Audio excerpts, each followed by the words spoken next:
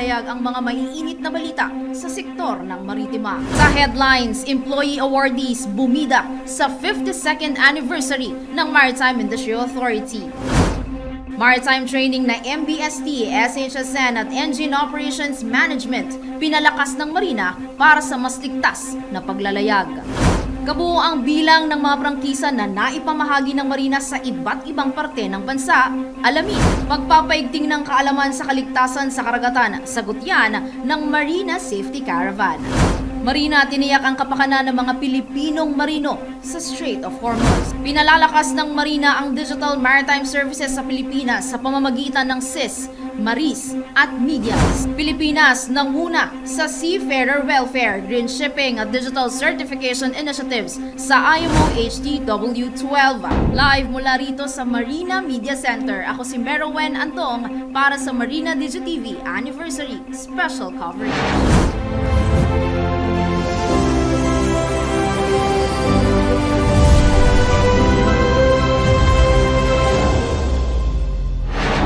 Employee awardees bumida sa 52nd anniversary ng Marina. Yan ang tinutukan live ni Rona De Los Santos. Rona? Bilang bahagi ng pagdiriwang ng ika-52nd anniversary ng Maritime Industry Authority, kinilala ng ahensya ang mga natatanging kawani at organization unit sa kanilang kahusayan sa serbisyo publiko, integridad at natatanging pagganap sa tungkulin. Sa Director category ng Marina Central Office, kinilala bilang Best Director si Director 2 si Louis Banwa ng Manpower Development Service, habang first runner-up si Director 2 Attorney Eusebia Cadlumboko ng Legal Service at pumangalawa naman si Director 2 Engineer Ramon Hernandez ng Overseas Shipping Service. Sa Marina Regional Office naman, Best Director MRO si Director 2 Annabel Lagas ng Domestic Shipping Service. First runner-up si Director 2 Attorney Maximo Banares Jr. ng Marina Regional Office 5 at second runner-up naman si Director 2 Attorney Fernan Cabral ng Marina Regional Office 1 and 2. Kinilala bilang Best Organizational Unit ang Marina Regional Office 7 at STCW Office Central Office. Marina 52, serving better, staying safer. Para sa Marina, layunin ng naturang sistema ng pagkilala na matiyak ang patas, transparent at merit-based na pagpili ng mga paparangalan sa pamamagitan ng komprehensibong proseso ng ebalwasyon mula sa iba't ibang antas ng organisasyon. Mula rito sa Marina Central Office, ito si Rona De Los Santos para sa Marina DigiTV News on Deck. Samantala, maritime training na MBST, SHSN at EOM pinalakas ng Marina para sa mas ligtas na paglalayag sa report ni Ardelin Hestre. Ang ligtas na paglalayag ay nagsisimula sa tamang kaalaman at sapat na pagsasanay. Kaya naman patuloy na pinaiigting ng Marina ang mga maritime training programs upang mapalakas ang kahandaan at kakayahan ng mga boat operators at boat owners sa iba't ibang panig ng bansa. Mula Enero hanggang Mayo 2026, umabot sa 360 na bilang ang mga nakinabang sa Mobile Basic Safety Training o MBST, habang 403 naman ang matagumpay na nakapagtapos sa Ship Handling and Safe Navigation o SHSN. Samantala, mahigit 354 na kalahok ang nabigyan ng pagsasanay sa Engine Operation and Maintenance o EOM sa iba't ibang bahagi ng bansa. Sa pamamagitan ng mga programang MBST, EOM at SHSN, nabibigyan ang mga lokal na boat operators at boat owners ng mahalagang kasanayan sa wastong pagmamaniobra ng sasakyang pandagat, pag-iwas sa mga aksidente at epektibong pagtugon sa mga emerhensya sa dagat. Patunay ang patuloy na pagdami ng mga nakapagtatapos sa mga programang ito sa lumalawak na pagsisikap ng Marina na isulong ang kultura ng kaligtasan, kahandaan at responsableng paglalayag sa sektor ng maritima. Ito si Ardelin Hesre para sa Marina DigiTV News on Deck. Simula January 1, 2026, ang inyong Maritime Industry Authority ay nagsimula ng magproseso ng Special Order for Graduation. At dahil sa pagpupursige naming mapabilis ang proseso, dinigitalize natin ito.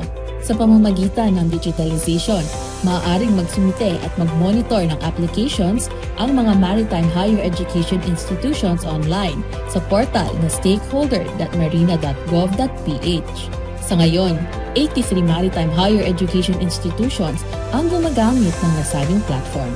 Kasabay nito, nakapagtala ang ahensya ng kabuuang 1,451 applications para sa special order for graduation. Patuloy ang pagsusumikap ng inyong marina para mapabilis ang bawat proseso. Dahil naniniwala kami na ang bawat dokumentong na ipoproseso ay nakatutulong sa libo-libong kabataang Pinoy na maging bahagi ng industriya ng maritima. Kabuo ang bilang ng mga prangkisa na naipamahagi ng Marina sa iba't ibang parte ng bansa. Ating alamin sa ulat muli ni Rona de los Santos.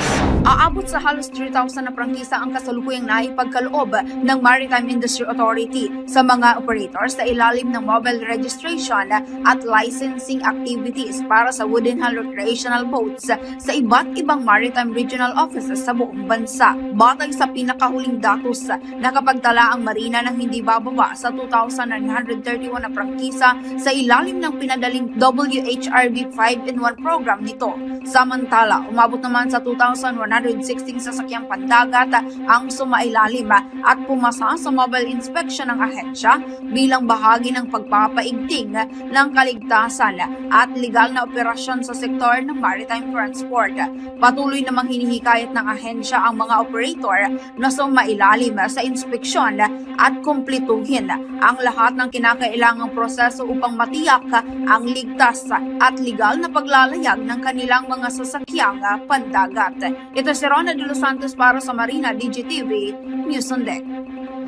Pagpapaigting sa kamalayan sa kaligtasan sa karagatan, sagot yan ng Marina Safety Caravan. Para sa kumpletong detalye, narito si Hesel Brohan. Hesel?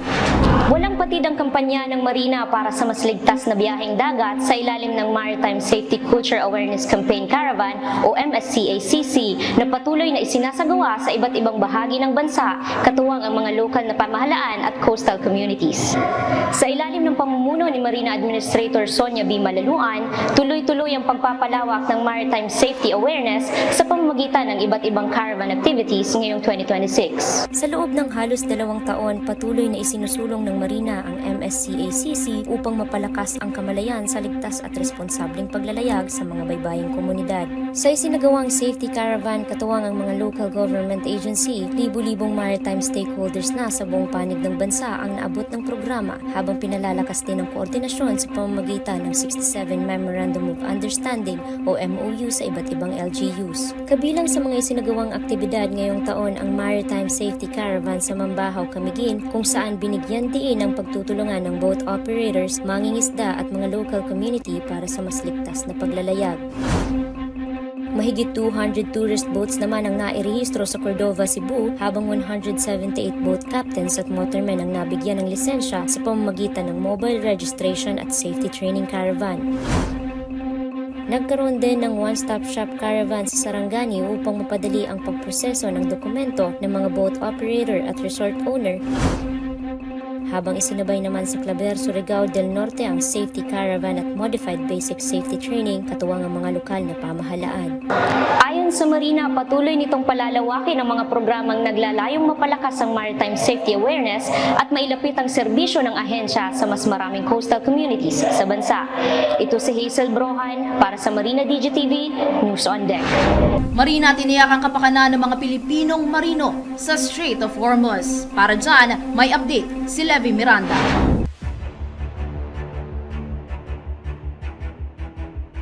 Habang nagpapatuloy ang tensyon sa Gulf region. Ligtas na nakadaan sa Strait of Hormuz ang 4 na barkong may sakay na mahigit 70 tripulanting Pinoy. Pinayagan na ng Iran na dumaan sa Strait of Hormuz ang Philippine flag vessels. Matapos ang kasunduan ng Pilipinas at Iran na padaanin sa Strait of Hormuz ang mga Philippine flag vessels, may ilang barko na daw ang Pilipinas na naroon na ngayon. Isang mahalagang tanong ang lumutang. Hanggang kailan kaya tatagal ang supply ng pagkain at tubig ng mga unang barko ngayong wala pang indikasyon na matatapos na ang giyera ng Amerika at Israel sa Iran? Gaano nga ba kaligtas ang libu-libong Pilipinong marino na araw-araw na naglalayag sa ilan sa mga pinakamapanganib na karagatan sa mundo? Sa gitna ng mga banta sa seguridad sa Strait of Hormuz at iba pang bahagi ng Gulf region, nagpahayag ng suporta ang marina sa panawagan ng International Maritime Organization o IMO para sa mas matibay na proteksyon ng mga seafarer. Sa isinagawang 38th Extraordinary Session ng IMO Council noong March 18 hanggang 19, nagkaisa ang mga miyembrong bansa na kondenahin ang mga pag-atake laban sa commercial na barko. Iginiit din nila ang pangangailangang matiyak na may sapat na supply ng pagkain, tubig at gasolina ang mga sasakyang pandagat na naaapektuhan ng kaguluhan sa rehiyon. Binigyang diin din ng konseho ang kahalagahan ng maayos na crew change at tuloy-tuloy na komunikasyon sa pagitan ng mga seafarer at ang karapatan ng mga ito na tumangging maglayag sa mga lugar na may panganib sa kanilang kaligtasan. The Philippines will work with all concerned to advance measures to protect seafarers, maintain the safety of navigation, and uphold human dignity. Thank you. Ayon kay Marina Administrator Sonia Malaluan, mahalaga ang papel ng mga seafarer sa pagpapanatili ng daloy ng pandaigdigang kalakalan. Dahil dito, nananatiling nakikiisa ang Pilipinas sa mga hakbang ng IMO upang matiyak ang kanilang kaligtasan at kapakanan. Bilang isa sa pinakamalaking tagapagbigay ng mga marino sa buong mundo, direktang naaapektuhan ng Pilipinas sa anumang banta sa mga pangunahing shipping routes. Kaya naman patuloy ang pakikipagtulungan ng marina sa mga pandaigdigang organisasyon upang makabuo ng mga konkretong hakbang na magbibigay ng mas mataas na antas ng proteksyon para sa mga Pilipinong seafarer. Ako si Levi Miranda para sa Marina DGTV News on Deck.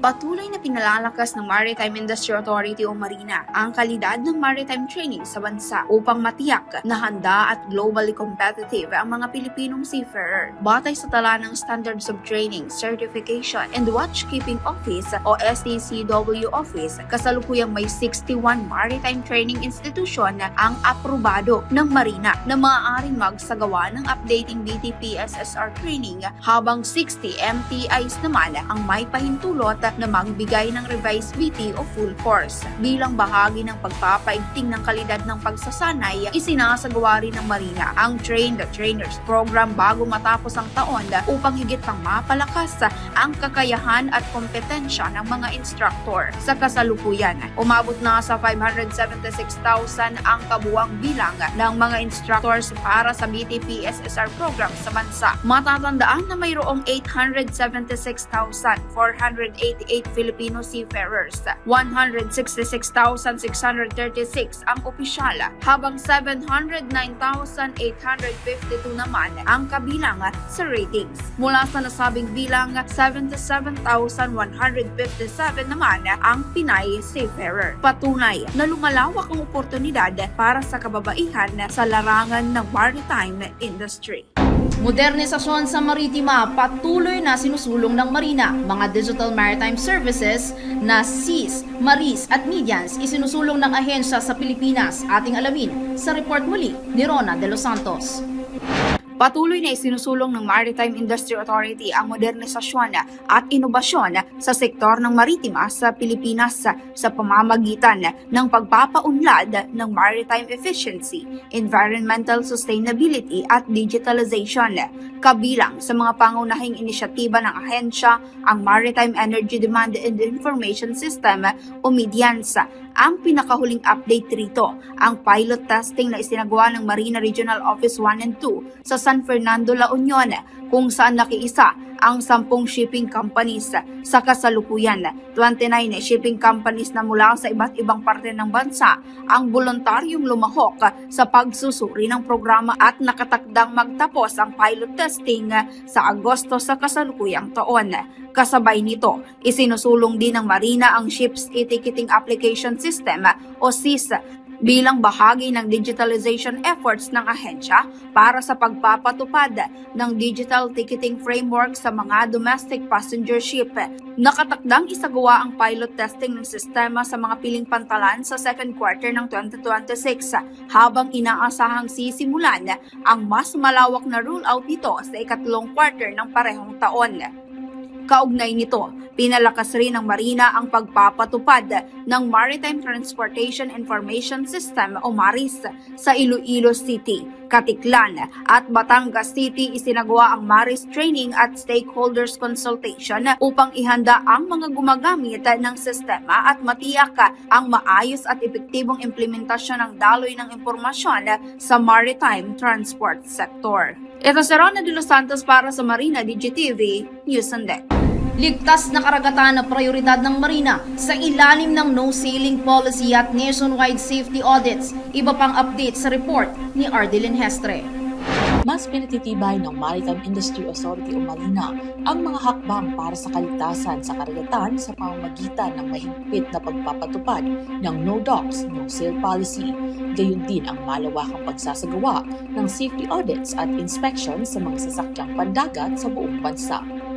Bilang bahagi ng layunin ng ahensya na maiwasan ang mga insidente sa paglalayag, patuloy na nakikipag-ugnayan ng Marina sa Philippine Coast Guard o PCG, mga shipping operators, at local government units upang matiyak ang tuloy-tuloy na pagpapatupad ng No Docks, No Sail policy at iba't ibang safety protocols, lalo na sa mga sasakyang pandagat na kulang sa dokumento o hindi rehistrado.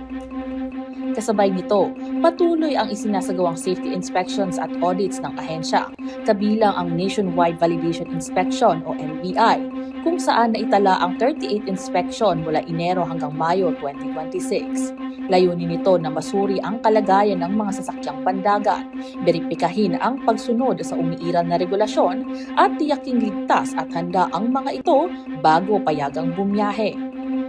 Sa pamamagitan ng mga proaktibong hakbang na ito, pinagtitibay ng Marina ang advokasya nitong unahin ang kaligtasan ng bawat pasahero, tripulante at mga komunidad na umaasa sa transportasyong pandagat. Ito si Ardilyn Hestre para sa Marina DGTV News on Deck. Pilipinas nanguna sa Seafarer Welfare Green Shipping at Digital Certification Initiative sa IMO HTW12. Para sa karagdagang detalye, narito si Tretchboy Melarpes. Patuloy na pinalalakas ng Pilipinas ang ambag nito sa paghubog ng mga pandaigdigang pamantayan para sa mga seafarer matapos maisama sa opisyal na talakayan ng International Maritime Organization o IMO ang ilan sa mga panukalang inihain ng bansa sa ika-12 sesyon ng Subcommittee on Human Element, Training and Watchkeeping o HTW.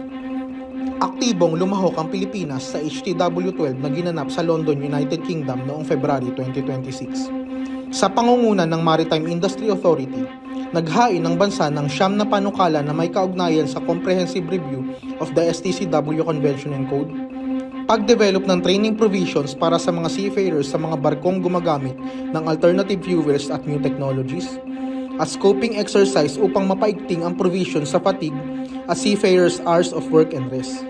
Pinangunahan ni Marina STCW Office Executive Director Samuel L. Batalla at Maritime Attaché Attorney Sharon D. De Chavez Aledo ang delegasyon ng Pilipinas sa naturang pagpupulong. Bilang resulta, ilan sa mga dokumentong inihanda at sinuportahan ng Pilipinas ay naisama sa mga opisyal na talakayan ng subcommittee, habang ang iba naman ay nakatakdang ipagpatuloy sa mga susunod na sesyon bilang bahagi ng patuloy na komprehensibong pagrepaso sa STCW Convention and Code. Upang higit na mapalakas ang partisipasyon ng bansa sa mga susunod na proseso, bumuo ang Marina ng Philippine Working Group at naghanda ng Philippine Work Plan. Layunin nitong magsilbing gabay sa pagbuo ng mga pambansang posisyon at teknikal na panukala kaugnay ng patuloy na rebisyon ng nasabing convention. Sa pamamagitan ng mga hakbanging ito, patuloy na nakikibahagi ang Pilipinas sa mga pandaigdigang usapin sa maritime sector at sa pagpapaunlad ng mga pamantayang naglalayong tiyakin ng kaligtasan, kakayahan at kapakanan ng mga Pilipinong marino.